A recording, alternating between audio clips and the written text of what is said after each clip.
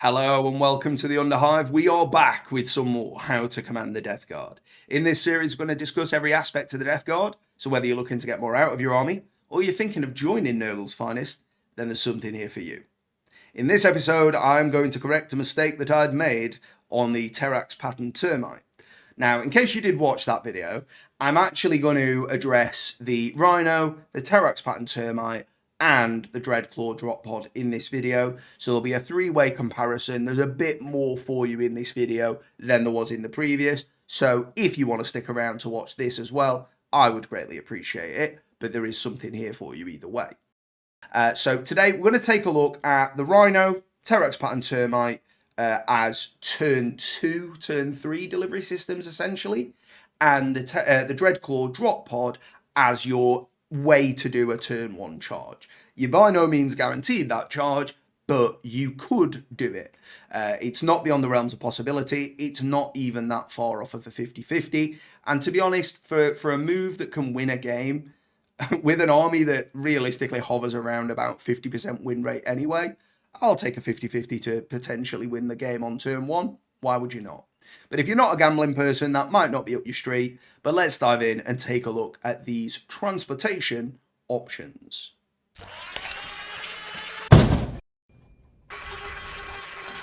So we'll start with the rhino, because the rhino is the baseline transportation for Chaos Space Marines and Firstborn Marines.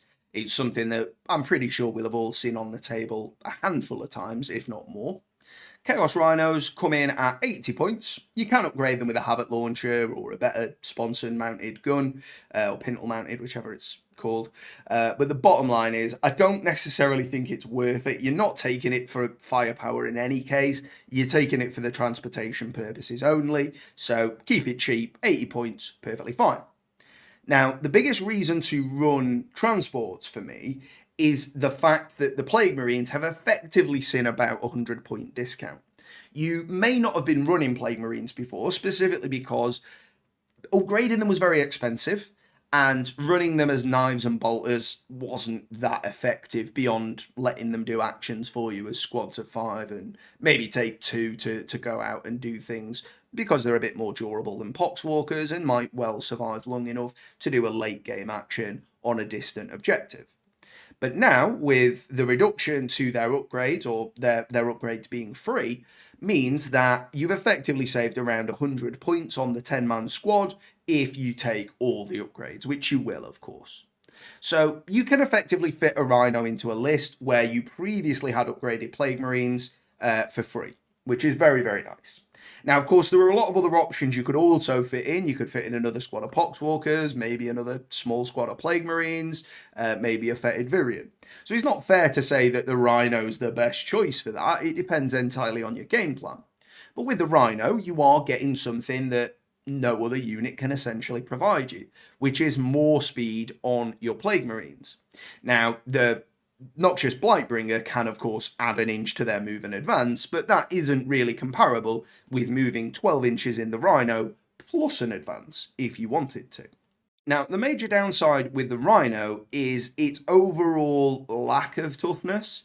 It's not terrible at toughness 7, however, there's only 10 wounds, it has only got a 3-up save with Armour of Contempt, and the majority of anti-tank fire, whether we're talking Dark Lances, Melters, Las Cannons, Bright Lances, Prismatic Cannons, Cracked Missiles, whatever it might be, Strength 8 and above is going to get the good end of the wound roll against this vehicle, and it's going to put it on a rough save, probably a 5-up or a 6-up, if it's got a save at all.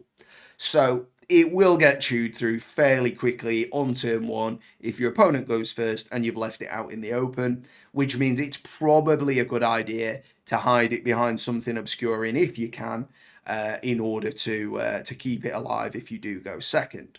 But that does mean that if you go in first, that you've essentially got to spend some of your movement to get to the very front of your deployment zone, and then you can start going forward. So it is that bit of a trade-off. but I think it's always worth doing that, because if it just gets shot down in your deployment zone, not only did you just waste 80 points for the fact that you didn't get any additional movement, it's also going to hurt the Plague Marines, so they might as well have just been getting shot at anyway. And it's going to hurt some of your army if they're nearby, because it does explode, dealing D3 mortal wounds within 6 inches.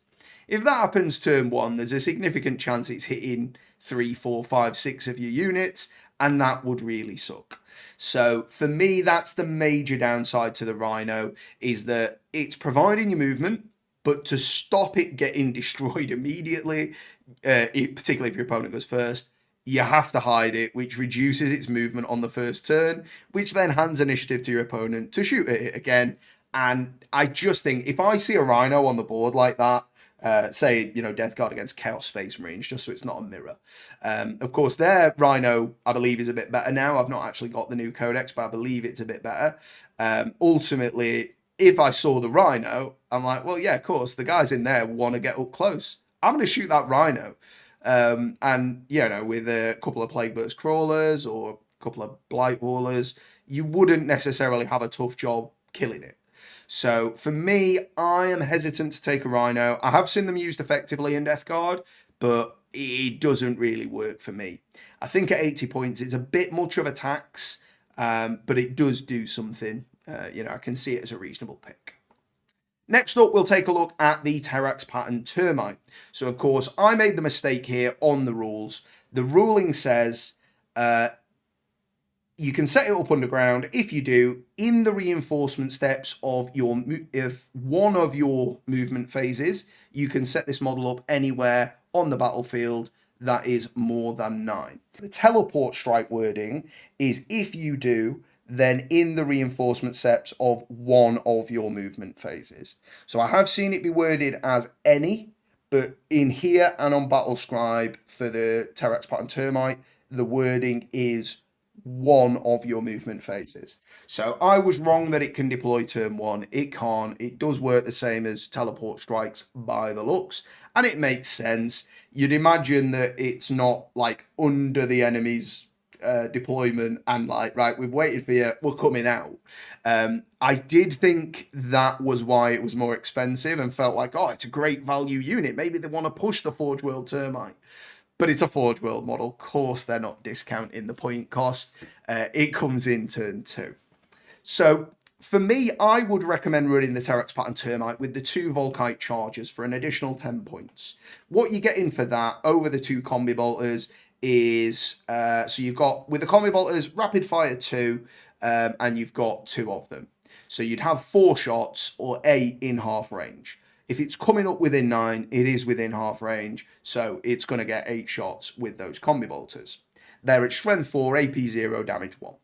The Volkite charges are 8 shots because it's 2 lots of 4, strength 5, AP 0, damage 2, and you can inflict mortal wounds on a roll of a 6. I know I was a bit down on the Contemptors, but that's because you're paying an awful lot more than 10 points to bring those Volkites. You're paying a significant amount to bring them. It's not to say they're bad, though. With this, you are literally just paying 10 points for 8 of those shots. You might only get to use them the first turn it arrives, but I think given that you're not likely to be in contagion range, you could come up against toughness 4 or toughness 5. You could be against Marines or Orcs. If it's anything weaker than that, this will still do a number on them, probably better than the bolters would. But if it's Marines or Orcs, the 2 damage could be relevant, particularly against Marines. The strength 5 is better for the wound roll against the Orcs, and the mortal wounds are great against everyone. So I think it's worth 10 points to upgrade to those for the 8 shots per turn. The fact that it can hold 12 slots rather than 10 is additional value. You can chuck in a supporting Fetid Virion. I can see an argument made for any of them except the Taliman. You could take the Taliman up with them as well. There's nothing wrong with that. But I just think if you lose the Taliman on turn 2 or turn 3, which you wouldn't necessarily be bothered about with the rest of the things you're sending up in the Termite, you could be losing out on some CP. And that's kind of the point of having the Taliman as well as the buff. So anything other than the Taliman, I think, fair enough. And the Malignant Plaguecaster could get up there as well to deal some early damage casts or just to buff them with some supporting spells to keep those Plague Marines there longer. So I definitely think you're getting some extra points worth of value by having the option to run some support characters too, and you're definitely getting some value out of the Volkites. You also get 5 melter shots. Now, it's old style melter shot, so it's 12-inch range. You do get the additional damage if you're within 6, but you're coming out within 9. So I think it's fair to assume your opponent's going to try and kill the termite, particularly if you force them to do that. So ultimately, you might not get a second turn shooting with the melters. But if you do, you might be able to get the bonus damage. Otherwise, 5 melter shots. If you can bring it out near a big vehicle or monster, and they are still within 12, that could be very potent. If you have a good hit roll on those 5 shots, that's a really dangerous barrage for your opponent to be taking. And I like those odds at taking out a Dreadnought. You're not going to do it every time, but it's definitely going to do some damage if they get through the wound roll, because it always puts people on tough armor saves. Maybe they get a 5-up invuln because of some particular faction rules, or just an ability they're using that turn. But realistically, you're going to get 1 through if you have a good hit roll, because the wound roll is generally pretty good, and the armor roll's pretty good as well. So having those 5 consistent shots, I think, is really, really good. I think is probably worth about 50 points of that difference on its own. Not only that, now this is true with the Rhino as well, but the difference is that your opponent has got that time to interact with the Rhino before you can set this up.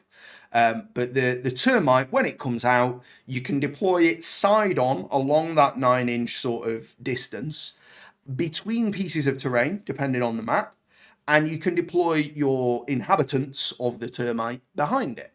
And if that fully blocks them from your opponent's line of sight, then that is obscuring. So they will have to shoot through it. The major toughness improvement, I would say, being TA and an additional 4 wounds, means there's a better chance of it surviving than the Rhino at the very least. But if it dies, it's still only the D3 damage explosion, and chances are they're out of it now. With the Rhino, they're going to be hanging around in it for a turn for it to move them up. With the termite, it's already done its movement as soon as it gets there. And you could, Netflix and chill in the termite for a turn if you want to, but I think the reason to run it is that you can come out with a unit that can't teleport strike in a very similar manner to a teleport strike, with the added bonus of being a portable bunker with 8 Volkite shots and 5 melter shots to boot as well. It does also have the siege drill on it, so if you can get into an enemy vehicle, it'll be dealing D3 plus 6 damage, which is massive. Otherwise, D3 plus 3. It's only got a very small number of attacks, 3 on the top profile, D3 on the mid, and then 1 on the bottom. I don't think you're expecting it to do an awful lot in terms of melee, but if you do get it into a vehicle, I certainly think it's worth attempting the 9-inch charge with the termite the turn it comes out. If you don't, it's probably going to die anyway, so you might as well try it. And if you can get that into a vehicle, brilliant. If you can get one of those hits through, that's between 7 and 9 damage, maybe reduced by 1, but that's still a ton of damage to pretty much anything, and I would be quite happy with that if it can get 1 attack off in the game. So the termite there, as I say, probably a lot more comparable with the Rhino now. It's been highlighted for me that it doesn't come in turn 1. However, I still think it's probably a better option than the Rhino. I think it does more for your army more consistently. So for me, I think that's worth the extra points, but you might prefer to have another squad of Plague Marines in your backfield that can do your backfield stuff. Fair enough. The Rhino is cheap enough to allow you to do that. The third option here is the Dreadclaw drop pod, and this allows the fabled turn 1 charge. So I wasn't wrong that it can happen, I was just wrong about how it happens. So the Dreadclaw drop pod not only has the option of, in the reinforcement steps of any of your first, second, or third movement phases, regardless of any rules, so it can come in turn 1. Not only that, but it has the option to transport Terminators and jump pack models. There's no jump packs in the death card, of course, but it means you can pop 5 Terminators in or 10 Plague Marines.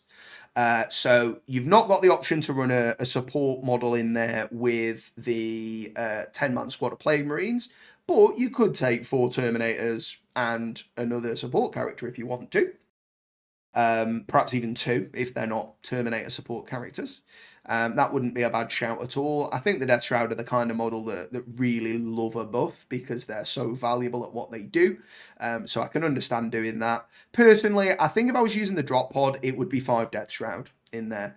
Obviously, they can strike in turn 2 themselves, but I think getting that option turn 1 is massive. For those of you that saw the video I've now privated, I really put the value on the termite originally because I thought it could come in turn 1. So for 115 points, we're only talking 35 more points than the rhino. It has a melee profile. I basically don't think the rhino does anything damage-wise. Obviously, it has a gun on top, but come on, it's not going to do much. The Dreadclaw does at least have a melee profile. It has the blade struts, 4 attacks. It will be hitting at strength 12, AP -4, damage flat 3. It's a very nice profile, not many attacks. I don't think you're expecting it to do a lot. You're paying for it to get those infantry out there turn 1, but the fact that those blade struts can do something, it gives your opponent something to think about. It's not just a roadblock. It's a roadblock that if you leave it, it will come and tag your models and it will hurt them a bit every now and again. So, yeah, you've got to deal with it. Again, like the termite, you can lie it on its side and you know, block stuff with the model, but equally, you could just sort of stand behind it with it vertically. Either way around, though, I think if you want to do it with the Plague Marines, I think I'd do it with the termite. If you're going to do it with Terminators, I would recommend the drop pod, because of course you can't put Terminators in the other. I should have probably worded that as if you're going to take the drop pod, I would at least recommend considering Terminators. Now, the Dreadclaw drop pod, again, like everything else, it must deploy at least 9 away. The inhabitants can disembark that turn, but also must remain 9 inches away. Given the new rule to ruins, I'm aware not everybody's going to use it. Some people are going to house rule it, but I'm going to use the latest GW rules. If the opponent's in a ruin, they have a 2-inch engagement range, which means although you need to be just over 9 inches away, you'll only need an 8-inch charge.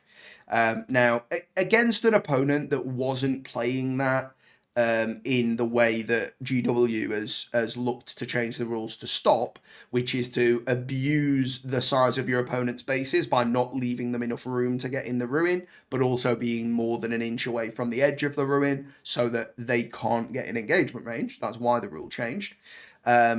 I think if you're playing against an opponent where that's not the case, you might want to just agree, look, neither of us are going to do that to each other. Let's just play it how we normally would have. Let's not punish ruin users.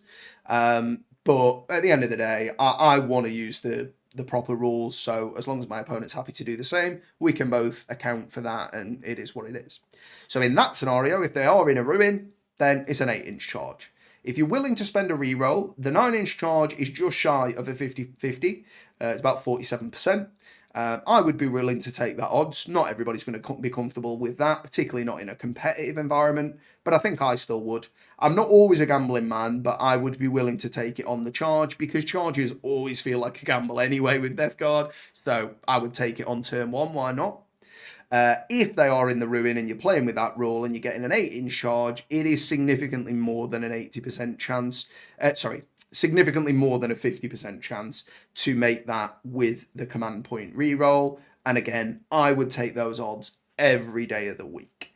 So I think from here, I am pretty excited to take out the Dreadclaw drop pod and the termite. I don't think I'll be running them together. I think that you take them for different reasons, and it's because you either want to put the foot to the gas on turn 1 or you want to put the foot to the gas on turn 2. And I don't think they complement each other that well necessarily, because bear in mind, if you are chucking 5 Death Shroud in a Dreadclaw drop pod, that is a 365 point combo. If you chuck in 10 Plague Marines in a Termite, that is a 400 point combo.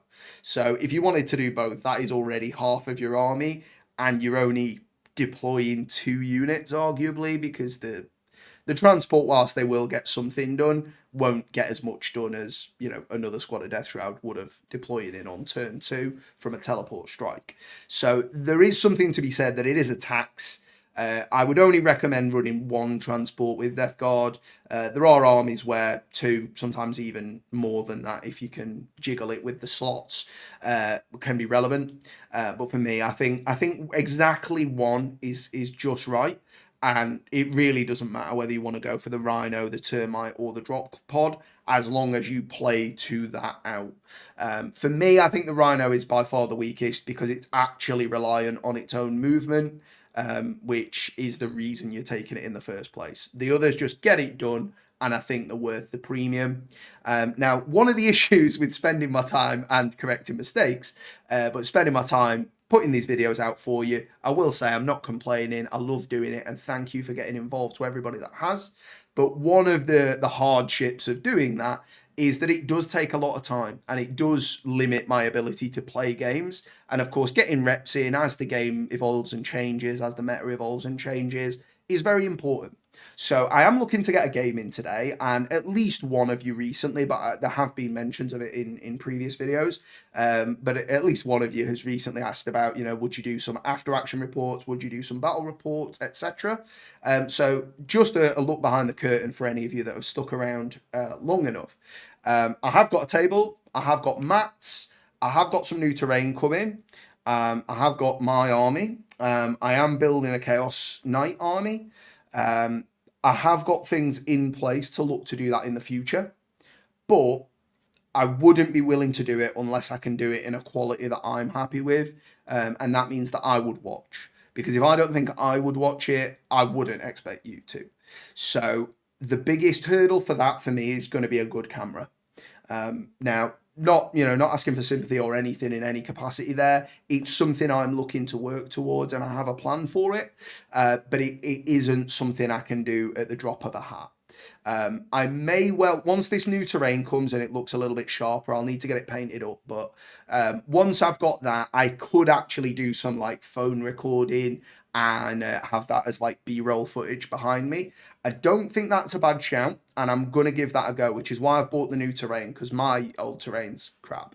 So I'm going to get some new terrain and we'll give that a go. So fingers crossed moving forwards. For the models I do have myself, which I don't own a drop pod or a termite, so I couldn't have done it for this.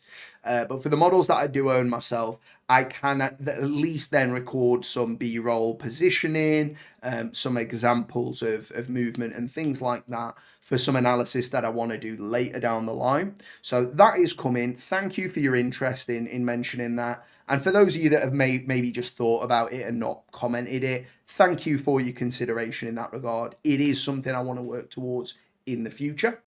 But otherwise, as I say, I'm going to try and get a game in today, at least, maybe 2 if I'm lucky.